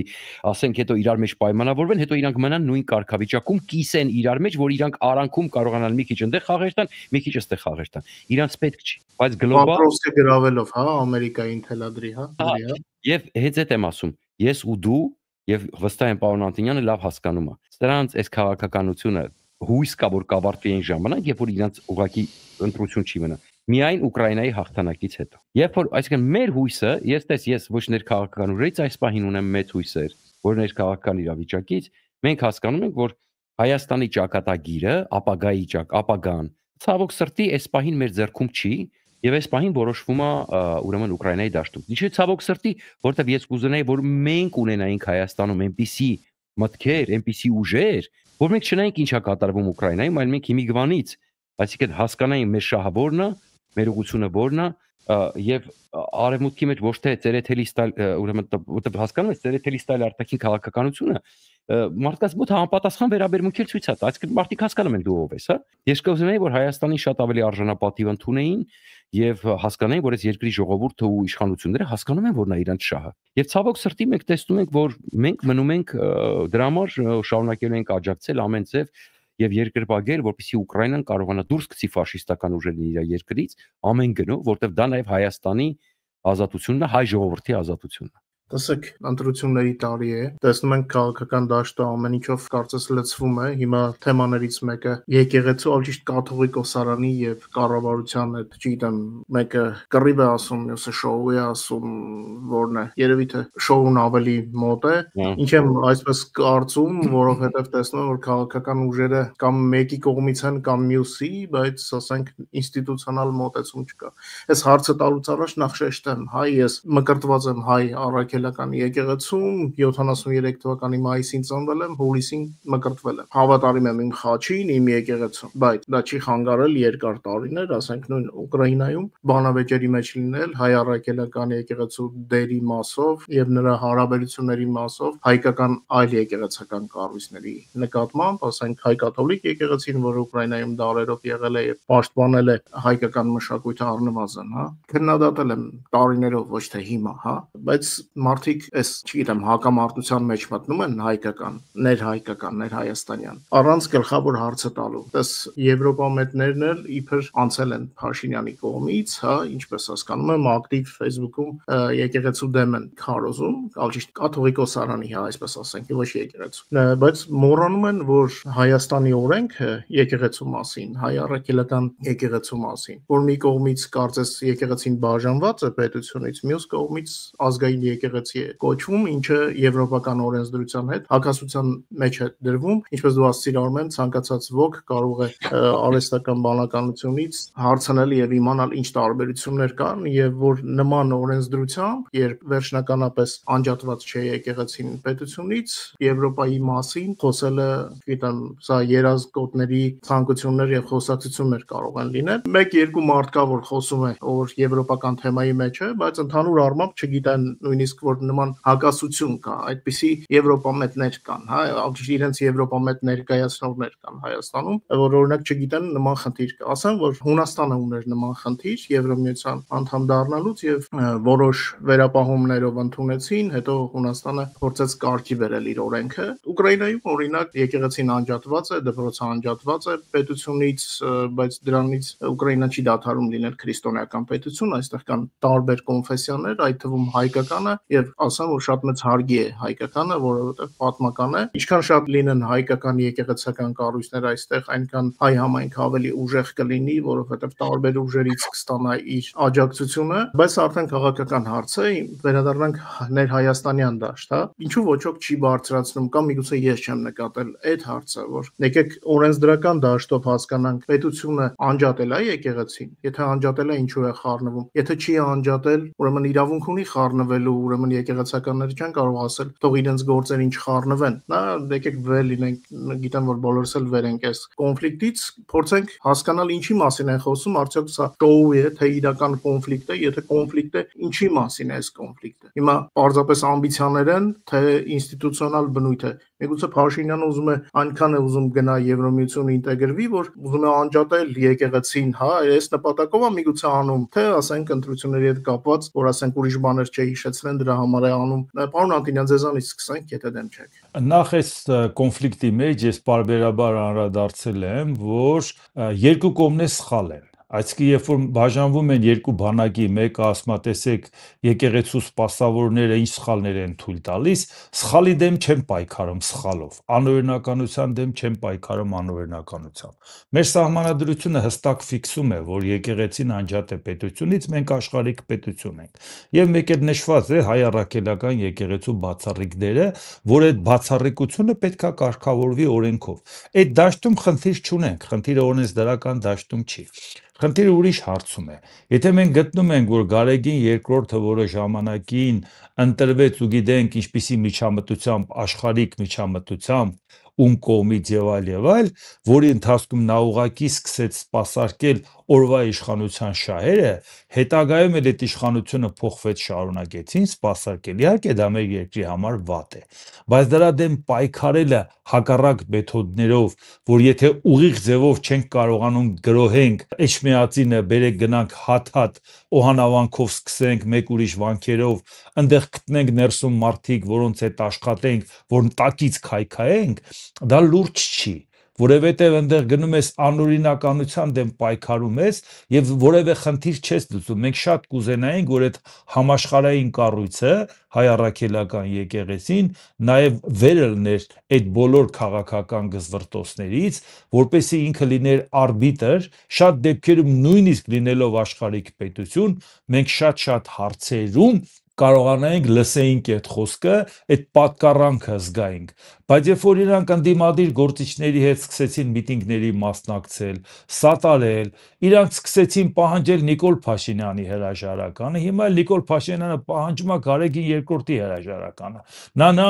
Այսինքն մենք դրանից ինչ ենք շահում։ Մենք այսօր եկեղեցի իշխանություն կոնֆլիկտը բերեցինք այն նույն մակարդակի, ոնց որ հեղափոխության ժամանակ 18 թվականին, որ հետո պարզվեց, որ այդպես էլ հեղափոխություն չէր, պայմանավորվածությամբ եկան իշխանության, բայց դա ուրիշ թեմա է։ Իրանք եկան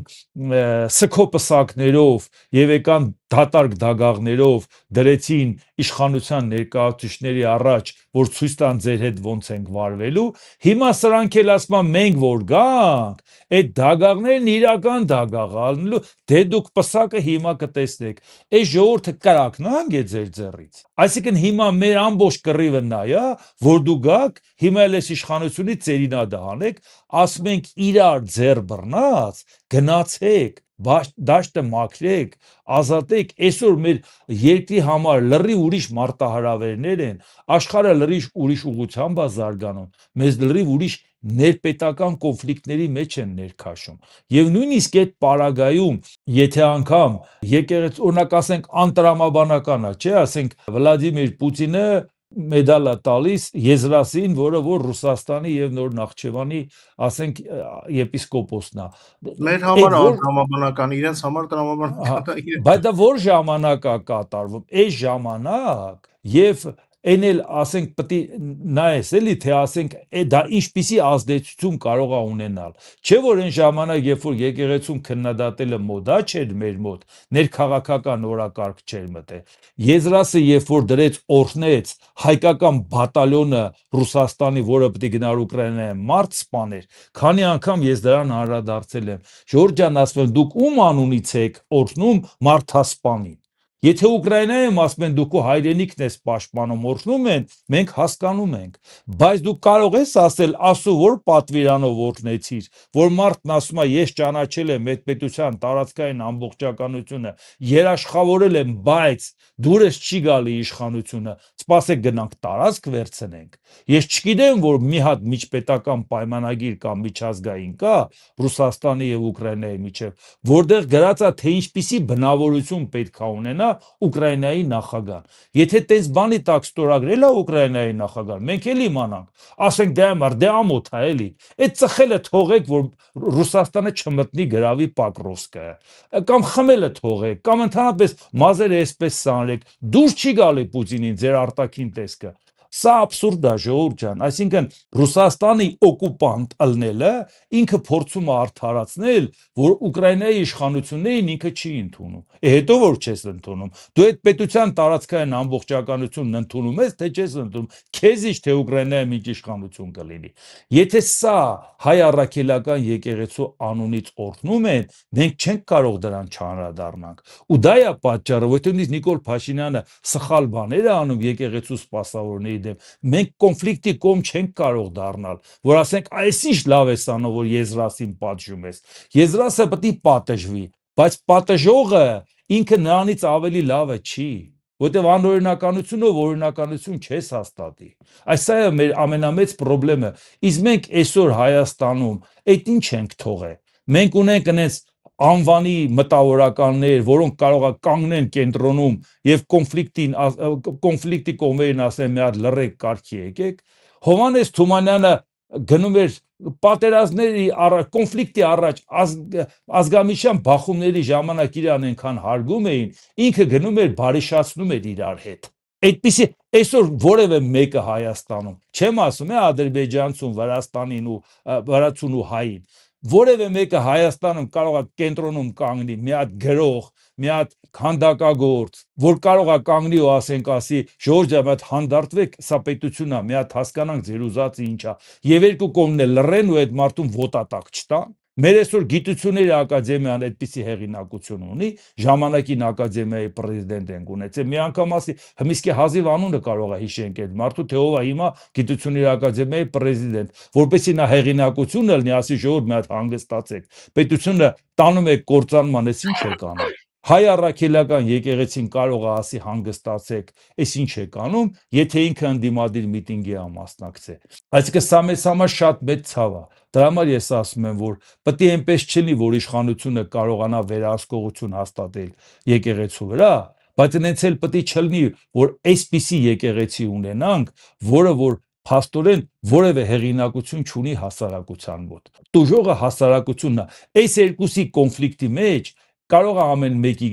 համակիրները ասեն մենք հաղթեցինք։ Երկուսից ով էլ հաղթի, պարտվում է ոչ միայն Հայաստանի ժողովուրդը, այլ հայ ժողովուրդը, որովհետև հայ առաքելական եկեղեցին մենակ Հայաստանի հետ կապված չի, Հայաստանին չի վերաբերում։ Ամբողջ աշխարհով գործունեություն ծավալող եկեղեցին այսօր տեսնում ենք Հայաստանում վիճակը ոնց է։ Դա համար սրա հետ կապված որակապես խնդիր է պետք լուծել։ Ես համաձայն եմ, որ անգամ դա ասել եմ երկու անգամ, որ պետքա դեկտեմբերի 31-ին նոր տարին շնորհավորի եւ հրաժարան տան դա Գարեգին երկրորդը, ցույց տալով, որ տեսեք, կոնֆլիկտի պատճառով ու ճնշման պատճառով չեմ գնում։ Ես պարզապես գտնում եմ առողջական խնդիր ունեմ, գնում եմ, ինչ որ մի լուծում գտնեմ։ Եթե Հռոմի Պապը, որ տենց բան չկար, որ ինքը կենթանության օրոք հրաժարական տար, Բենեդիկտոսը դրեց, քանի տարվա ընթացքում դա վերջի շրջանի համար առաջի դեպքներ չէ, որ ասեց Ջորջ ջան, ես գնամ, թող ավելի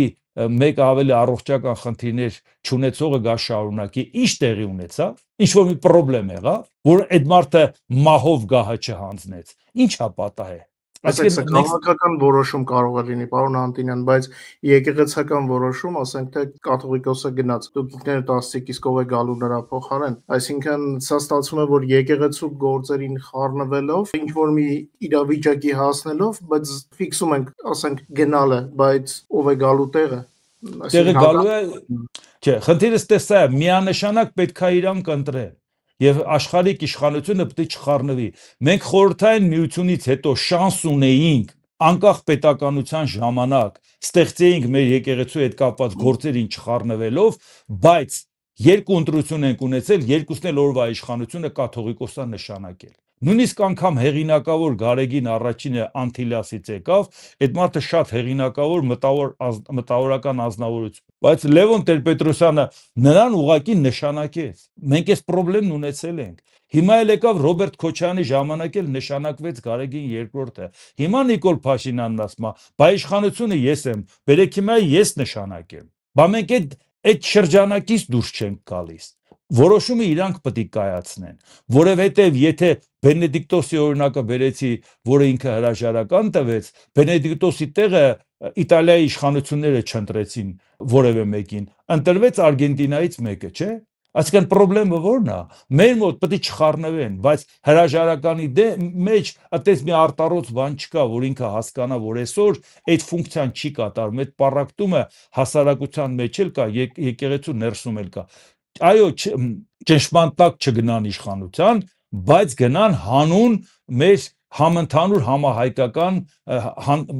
մթնոլորտի բարելավման։ Արմեն, ուրեմն տես Մարատ ջան, դու լավ գիտես իմ պոզիցիան, որ ես Գարեգին երկրորդին կաթողիկոս չեմ ճանաչել երբեք, որտեվ ուղղակի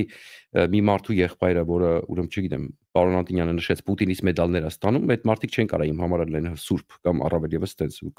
բայց այստեղ կա նյուանս, դու շատ ճիշտ նշեցիր, որ տես, սա շոու է եւ հաշվի առնելով հարցի ներբությունը, այս պայքարը sense պետք է չլներ։ Ու sense պետք է սա արդեն դեգրադացնում է մեր հասարակությանը։ Չի կարելի։ Սա հաստատ չի արտես, եթե Փաշինյանը հայտարարում է, ընդ որում գիտես, չէ, իրանք բռնվեցին իրացքից խոսքի վրա։ Ասում է Սերժեն Ռոբերտենք Պակի աղբյուրները ամբողջ ով որ Պակի գործակալ է եղել, այդ աղբյուրները վերցրել տարել են։ Ճիշտ է։ Հետո ասում է, որ Եզրացը Պակ գործակալ է։ Ավոր աղբյուրները տարել են։ ԱԱԾ-ից վերցրել են։ Համար 1, որտեղից գիտես, որ Եզրացը Պակ գործակալ է։ Պակ սովետի ժամանակ են դեմ գործակալ։ Երկրորդ, եթե Պակ գործակալ է Եզրացը, ինչի՞ չի ձերբակալվել Հայաստան մտնելուց։ Ինչի՞ չի ձերբակալվել։ Երրորդը, եթե իրանք, այսինքն եկեղեցին աշխատում է, ստացվում է, որ բարձրաստիճան հոգևորականը ծառայում է այլ երկրի շահերին, այս իմաստով։ Երրորդը, եթե այդ աղբյուրները գողացվել են, ովքեր են եղել լյուստրացիա չեն կարող անել։ Այսինքն հիմա իմիկվանից իրանք ասում են մեզանից լյուստրացիա չպահանջեք, ով ապակ գործակալով չէ։ Բա ինչի քրեական գործ չի հարուցված, իսկ դա վաղեմության ժամկետ չունի։ Սերժ Սարգսյանի կամ Ռոբերտ Քոչարյանի կամ ով որ տարել է պետական կարևորագույն աղբյուրները ԱՀԾ-ից գողացել է։ Ինչի՞ չկա հարուցված քրեական գործ։ Դուք հասկանում եք, իրավիճակը նենց է, որ ինչքան էլ ստացվում է, երբ որ դու ասում ես այո, ես չեմ ընդունում Գարեգին երկրորդին որպես կաթողիկոս, ստացվում է դու մտնում ես այդ շոուի մեջ։ Բայց այդ շոուն վտանգավոր է մեր պետության համար։ Եվ ես իմ եթերներում բազմիցս ասել եմ, տես, սա այն հարցն է, որ եթե դու ասեցիր, ենթադրենք հրապարակեցիր, Գարեգին երկրորդը ունի երեխա։ Եթե հավատավոր ժողովուրդը չի գնում իրան չի հանում այնտեղից, դու անելու բան այդտեղ չունես։ Այսինքն դու ասեցիր, ժողովուրդը լսեց, չէ՞։ Հրապարակեցիր, ժողովուրդը գիտի։ Հիմա եթե ժողովրդին ձեռա տալի, որ կաթողիկոսը ունի երեխա, դու ոչ մի չես կարող անես, դու չես կարող միջամտես, դու չես գնաս։ Այլ բան է, որ պետությունն ու եկեղեցին պետք է նստեն իրար շուրջ։ Պետությունը ասի եկեղեցի, ես ունեմ ԱԱԾ, ես գիտեմ, որ դուք սուրբ չեք։ Կոպիտ ասած պայմանավորվում ենք։ Մենք պետք է խիստ բաժանում կարակ բարոյական գնահատականներ տակ։ Ձեր գործառույթը կատարեք, բայց քաղաքականության մեջ չեք մտնում։ Մտակ քաղաքականության մեջ։ ԱԱԾ-ն էլ մտնելու է ձեր տաները։ Կոպիտ ասած, հա։ Խիստ պայմանավորվում ենք։ Դուք մնում եք այդտեղ, մենք մնում ենք այստեղ։ Երկրորդը, որպեսզի եկեղեցին չմտնի քաղաքականության մեջ, Եվրոպան լուծում է գտե։ Քո ասած Եվրոպայի պարագայում սենց է։ Բերվել են բազմաթիվ կրոնական կազմակերպություններ։ Մարդ ասում է, օրինակ հիմա հայ առաքելական եկեղեցի։ Իդեպ ասեմ, շեշտե են, որովհետև որոշ դեգեներատներ Հայաստանում տարածում են, թե իպես ինչ որ կրոնական կազմակերպության անդամ են։ Ես մկրտված եմ հայ առաքելական եկեղեցում, 17 տարեկանում, զորավոր եկեղեցում, կարա գնաք, ստուգեք, բացեք, նայեք, ուրեմն չգիտեմ։ Հիմա հասածս հետեւյալն է։ Ասեք իրանց պրիմիտիվ ուղեղներով մտածում են կարանտենց վարկաբեկ են իբր։ Բայց խնդիրը հետեւյալն է, Եվրամիության այո, Եվրամիությունում մրցակցության մեջ պետք է լինի եկեղեցին։ Եկեղեցին չպետք է մոնոպոլիստ լինի։ Եվ դրա համար, երբ որ Հայաստանը դառնում էր Եվրոպայի խորհրդի անդամ, ինքը ընդունեց կրոնական կազմակերպությունները թույլ տալու մասին օրենքը, որ Հայաստանում պետք է ազատ գործեն կրոնական կազմակերպություններ։ Բայց ռուսական գործակալական ցանցը անմիջապես տարածեց աղանդավորական շարժումներ, որպես դրանց պիտակավորեց որպես աղանդավորական, իսկ մենք գիտենք, որ աղանդավորական շարժումները դրանք այն շարժումներն են, որոնք բռնություն են գործադրել, այսինքն դրանք ծայրահեղ կրոնական ֆանատիկ շարժումներ են։ Այն շարժումները, որ կան Հայաստանում կրոնական, դրանք աղանդավորական չեն։ Դրանք կրոնական կազմակերպություններ են, որովհետև կա 20 հոգի մարդ ենթադրենք, ինքը որպես ազատ քաղաքացի Հայաստանի Հանրապետության արժանապատիվ, ասում ախպեր, ես չեմ ուզում գնամ եկեղեցի։ Ինձ տերտերի տապճկեքը դուր չի գալիս։ Ես ուզում եմ գնամ ուրիշ տեղ 5 հոգով հավաքվենք, ես ուզում եմ կաթոլիկ եկեղեցի գնամ, իրանց դիզայնը ինձ ավելի է դուր գալի, հա։ Օրինակ կա հայ կաթոլիկ եկեղեցի, այստեղ իվիճակից մենք այստեղ մեր կողքը ունենք, այնքան գեղեցիկ սիրուն եկեղեցի է, հայ կաթոլիկ եկեղեցի, հայեր են գալի, բազմաթիվ հայ կաթոլիկներ կան այստեղ։ Եկեղեցին չպետք է մենաշնոր ունենա։ Դրա համար պետք է ոչ թե ուրեմն մտնել ուղիղ պայքարի մեջ եկեղեցու հետ, դրա համար պետք է ընդունել եվրոպական օրենքները, Քարոզը համապատասխանեցնել եւ ամենամեծ խնդիրը գիտես որն է, որ ըստ էության, եթե Գարեգին երկրորդը ռուսական գործակալ է, անպայման պետությունը անմիջապես պետք է ֆունկցիան իրականացնի, ձերբակալի, ապացուցի մարդը ռուսական գործակալը չի կարող մեր պետության դեմ աշխատել։ Բայց դա պետք է լինի ահավոր հիմնավորված, ահավոր արագ, ու դա կլինի դաս մյուս բոլոր կաթողիկոսներին, որ որևէ մեկը չի կարող խայտարակ կլինի ուղղակի, կնստի բանտ, որտեղ դա կոպիտ խախտում է, այսպես ասած։ Բայց այն ինչ որ իրանք անում են, ես ի սկզբանե չէի հավատում, որ Ռուսաստանի դեմ են պայքարում։ Իրանք ներկայացրեցին դա որպես հիբրիդային պատերազմ, բայց ամենակարևորը դու նկատի ինչ ասես Լագոդինսկին, եվրոպացի եւ լավ տեղյակ են Հայաստանից, ասում է ձեր մոտ անգամ ազատ մեդիան սուտ է խոսում։ Ձեր մոտ չկա ազատ մեդիա, ասում է։ Ռուսական մեդիա կա եւ փաշինյանական մեդիա կա,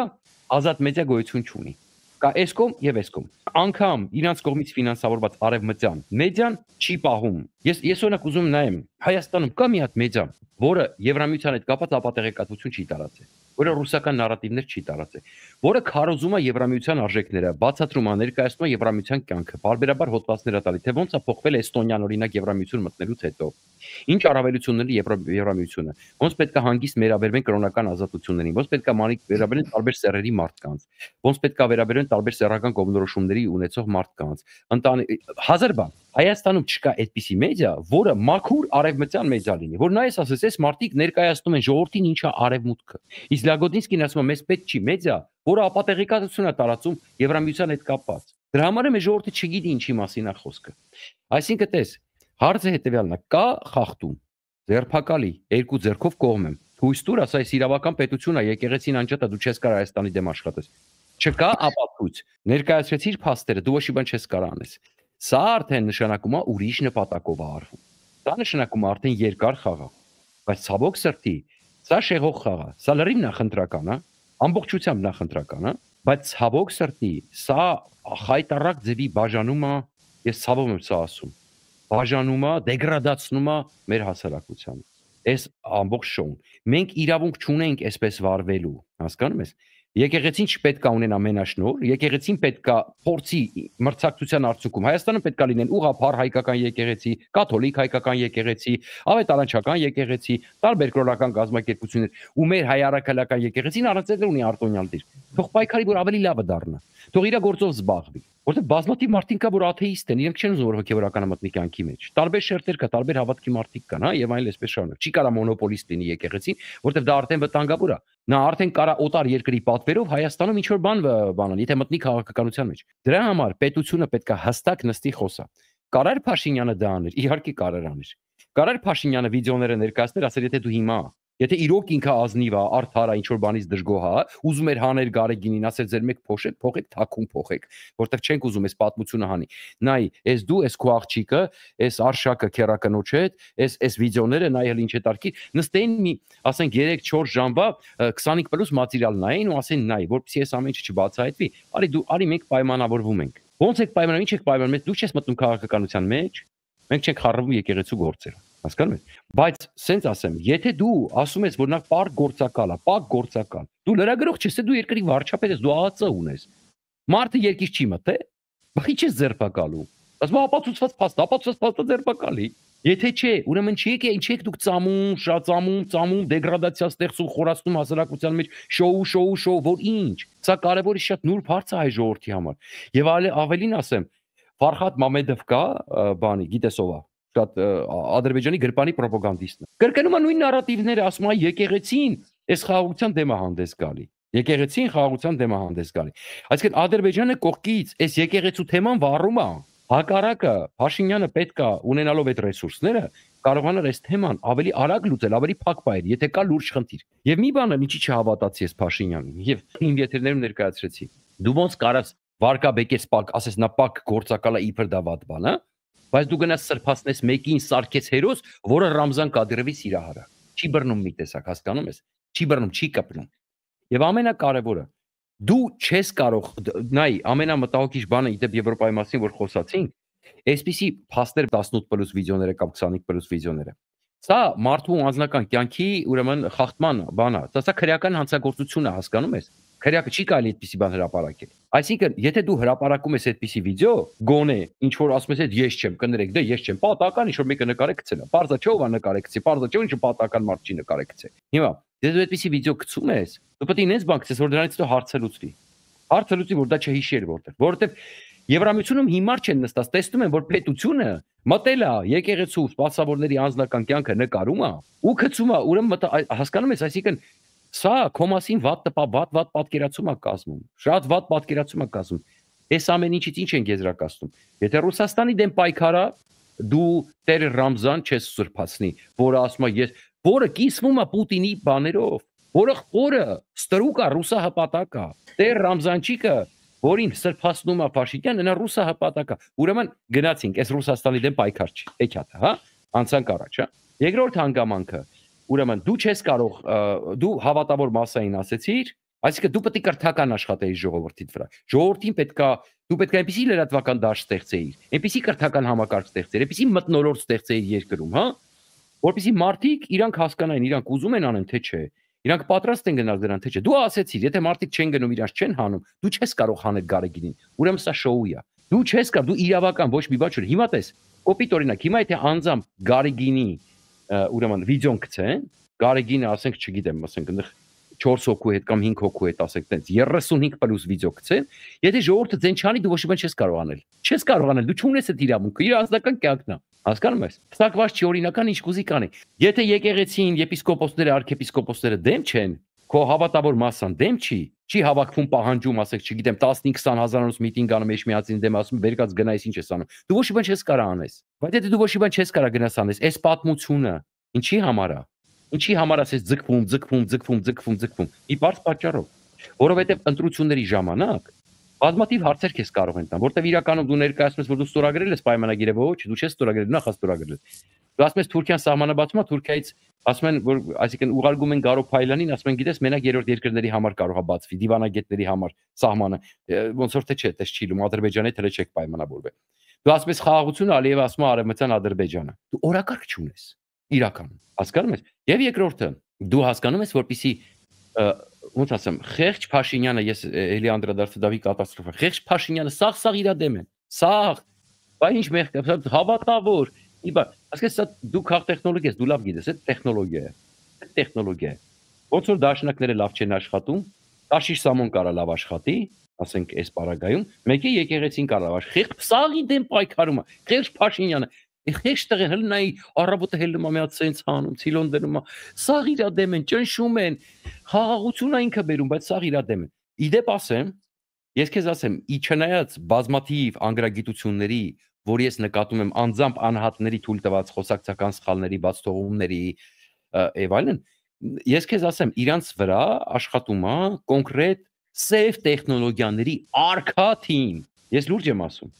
Նա իմիջիալոց Սերգեյ Դանելյանին էլ էին փորձել թիրախավորել։ Ես շատ եմ հարգում Սերգեյ Դանելյանին։ Նա այն քիչ մտավորականներից է, ով իր կարծիքը չի թաքցնում, բաց ասում է։ Եթե շատ լինեին նման մարդիկ, ինձ թվում է նաև իրավիճակը հասարակության մեջ այլ կլիներ, ցավոք շատերը աշխատում են լռել կամ ինչ որ բանին հարմարվել։ Ճիշտ մտավորականը պետք է իր կարծիքը ասի եւ առաջ տանի։ Պարոն Անտինյան, ինչ որ բան կավելացնեիք։ Ուղղակի այդ մթնոլորտը մեր մոտ այդ ամեն ինչի մեջ միջամտության ու ոչ մի բանի համար պատասխան չտալ, մենակ այդ թեմային չի վերաբերվում։ Ամեն օր Նիկոլ Փաշինյանը մեզ ներկայացնում է հատիկ առ հատիկ։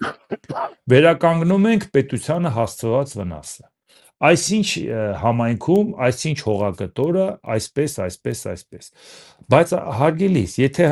մեր մոտ դատաիրավական համակարգը անջատ գործում է, գործ են հարուցում, դատարանը քննում է, նրան պարտավորեցնում է այդ մարդը պետք է վերադարձնի։ Դա դատարանի գործը չի, ինչի է վարչապետը հայտարարում։ Եթե մեր մոտ իշխանությունը տարանջատված է, ասում են ոնց։ Որովհա տարանջատված չի, հա։ Չէ, ասում են ոնց, բա վարչապետը խոստացել է, չէ։ Դրա համար նույնիսկ եթե դա դատարանի գործն է, ինքն է ներկայացնում։ Բա մենք էլ ասում ենք, բա որ հատիկ առ հատիկը ամեն օր հատիկ առ հատիկ ներկայացնում ես։ Բա միլիարդ ով է ներկայացնելու։ Բա այդ խոստումը չես տվե։ որ այդ միլիարդավոր դոլարները Հայաստանից որ տարել են, հետ ես բերելու, ասում ոնց, բայց ոնց կարամ Քոչանի կամ Սերժ Սարգսյանի կամ մյուսների միլիարդը բերեմ, հո բարձի տակ դրած չի որ բերեմ, չէ Ժորջան, դա բարդ է, հետո գիտեք իրանք ոնց են թաքցրել, հետո ես չեմ կարող դատական գործերին խառնվեմ, միջամտեմ նրանց կողմ, այդ դատարանն անում, ես ինչ կապ ունեմ դրա։ Տեսնում եք չէ որ ամեն օր Սերժ Սարգսյանը ինչ որ գործ է լավություն, որը ժամկետ անց է, որը պատիժ չի ենթադրվում, ինձ բացում է այդ թեման։ Այսինքն ստացվում է այնպես, որ մի քանի դրամանոց գույքը հատիկ առ հատիկ ամեն օր ներկայացնում է, այդ դեպքում ինքը միջամտում է դատարանի ֆունկցիային, ինքը ասում է, տեսեք, ես եմ դա արել, հո դատարանը չի արել։ Հենց ասում են միլիարդերին ինչի չես բերում, ասպա թող դատարանն անի, ես դրա հետ ինչ կապ ունեմ։ Բանջատ չի մեզանից։ Չէ, բայց դու խոստումը միլիարդների էիր տվել։ Դու չէիր ասել հենց գամ իշխանության, Հերվաշեն գյուղի 20 տարի առաջվա դպրոցի տնօրենը, որ իր ամուսնուն պահակ է նշանակել ու պարգևա վճարագրել, ես այդ փողը հետ եմ բերելու, դու դա չես խոստացել, մանավանդ գիտես, որ հայցային վաղեմության պատճառով Հերվաշեն գյուղի տնօրենին դու չես կարող պատժել, ուղղակի գործը նույնիսկ եթե կազմես, արդեն այդ գործը ավարտված է, այսինքն այդ գործը հեռանկար չունի, բայց ինչի ես հազարավոր գործեր անում, որ չհասցնես իրական գործերն անես, որպեսզի ծանրաբեռնես ամբողջ իրավական համակարգին։ Բացի դրանից, եթե ինքը վաղեմության ժամկետով որևէ մեկի գործը կարճեց հիմա, այսինքն ասած վաղեմության ժամկետով արդեն այդ գործը, այսինքն դատական ակտը կայացրեց։ Ինքը կայացրեց դատական ակտ, որ այս միլիարդ ուտողը այլևս դատվել է ու վաղեմության ժամկետով այդ մարդը ստացել է դատական վաղ է իշխանությունը որ փոխվի, որևէ մեկը գնա ցանկանա այդ գործը բացել, պետք է ասեն նոր Երևան եկած հանգամանք կա, պետք է ասես չէ, ուղղակի այն թալանչին, որ ասում է այդ թալանչուն դատել ենք, մի մարդուն հո երկու անգամ չենք դատելու։ Ինքը հիմա բոլորի վրա այնքան ձգում է, որ այդ բոլորի հետ կապված դատական ակտերով այդ մարդկանց գործերը փակի, որ իշխանությունը եթե ինքը փոխվի էլ, այդ մարդկանց այլևս դատող չլինի, դա է պատճառը, որ այդ բոլորի հետ կապված դատական process-ը դրա համար է անում, քանի անգամ ես դրան անդրադարձել եմ, որ պետք չի մարդկանց խաբել, եթե դու կանգնել ես ասել ես այդ մարդիկ միլիարդներ են գողացել, գտի այդ միլիարդը, եթե դու այդ միլիարդը չես գտնում, դու դա ես ժողովրդի խոստացել, դա ես ասել, որ տեսեք ովքեր են պատժվելու, որ դաս լինի հաջորդ իշխանավորին, որովհետև եթե դու ուզում ես, որ հաջորդ իշխանավորը զգաստ լինի, որովհետև ինքը պատասխան է տալու, հաջորդ իշխանավորը տեսնում է, որ դու ամեն ինչ անում ես, որ այդ իշխանավորը պատասխան չտա, բայց երկրում բոլորի վրա գոնե ամեն մեկի վրա մի հատ հոդված լինի, թեկուզ վաղեմության ժամկետով կարճվի, բայց ում մասին խոսան ասեն, ես դու չէիր, որ դատվել էիր, այսինքն չլինի մի մարդ, որը Նիկոլ Փաշինյանին քննադատի եւ իր վրա քրեական հոդված չլինի։ Դա հիմա մարդիկ ինչ որ միտեղ անհարմար են զգում, ասում են, բա որ մեզ չեն դատել, կարող է դա վատ ընկալվի ժողովրդի կողմից, ասեն, բա ձեզ ինչի չեն դատում։ Այսինքն դա այնքան է արդեն համատարած դառ է։ Տարիներով գործեր են քննվում, ինչի համար, որովհետեւ ոչ առաջնային կարևորության գործերով փաթեթներ են կազմում, որի հետ կապված զբաղացնում են դատարաններին, ամեն ինչ անում են քննիչական մարմիններին, բոլորին, այնպիսի հարցերը, որի սկզբանե գիտեն այդ գործը հեռանկար չունի։ Եթե դու գիտես այդ գործը հեռանկար չունի, ինչի ես անում, որ բոլորը դատված լինեն, բայց միլիարդներ կերածների գործերը մարվեն։ Այս է ամբողջ։ Մի բան ավելացնել, դու ասեցիր, իմ ամբողջ վերլուծության վերջում չասեցի այդ ամենակարևորը։ Դու որ ասեցիր կարող է անջատ չեն պետությունն ու եկեղեցին, իհարկե, որտեղ ես կպատասխանեմ Դոնալդ Թրամփի խոսքերը, որը վերջերս շատ է օգտագործում, տանգոն երկուսով են ապարում։ Եվ իմջալոց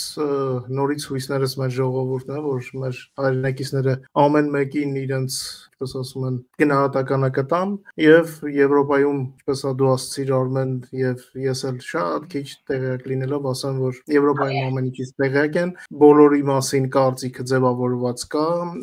եւ թող ոչ ոք իրեն, չգիտեմ, բոլորից շատ իմացողի տեղ չդնի, Եվրոպայում նաև գիտեն, թե ով է Հայաստանում իրեն Եվրոպա մետի տեղ դնում, բայց իրականում եվրոպական էլիտաներում ընդհանրապես չեն ճանաչում։ Կան մարդիկ, ովքեր իրոք կապ ունեն եվրոպական էլիտաների հետ եւ շփում ունեն շատ կարեւոր Հայաստանի շահերը պաշտպանելու գործեր են անում, բայց կան մի 10 անգամ ավել մարդիկ, ովքեր իրենց Եվրոպամետի տեղ են դնում, բայց իրականում Եվրոպայի հետ կապ չունեն, բացի նրանից, որ գնում են ու նկարվում են։ Հիմա շատ մոդա է դառել գնալ եվրոպական մայրաքաղաքներ կամ Ամերիկա կամ Կապիտոլի ֆոնին նկարվեն, թե նամյոկով, որ տեսեք, մենք բան։ Դե հիմնականում դա գիտենք ովքեր են անում եւ ինչի համար։ Մենք բոլորին գիտենք, վաղուց ենք Հայաստանում ծնվել ենք, մեծացել ենք, բոլորի ճանաչում ենք, քաղաքականության մեջ վաղուց ենք։ Շնորհակալ եմ, որ ժամանակ եք գտնում, ժամանակը անողոք է, ձեր հետ կարելի է շատ երկար խոսել, բայց փորձենք տեղավորվել ինչ-որ ֆորմատում։ Շնորհակալ եմ եւ ամենայն բարիք, հուսամ հաջորդ եթերի ժամանակ ավելի հաճելի թեմաներ կքննարկենք։ Մենք ենք շնորհակալ, ամենայն բարիք։ Շնորհակալ եմ առաջան հրավերի համար, միշտ հաճելի է քեզ մոտ։ Շնորհակալ եմ, ինձ էլ է շատ հաճելի, մի շնորհ հանդիպում։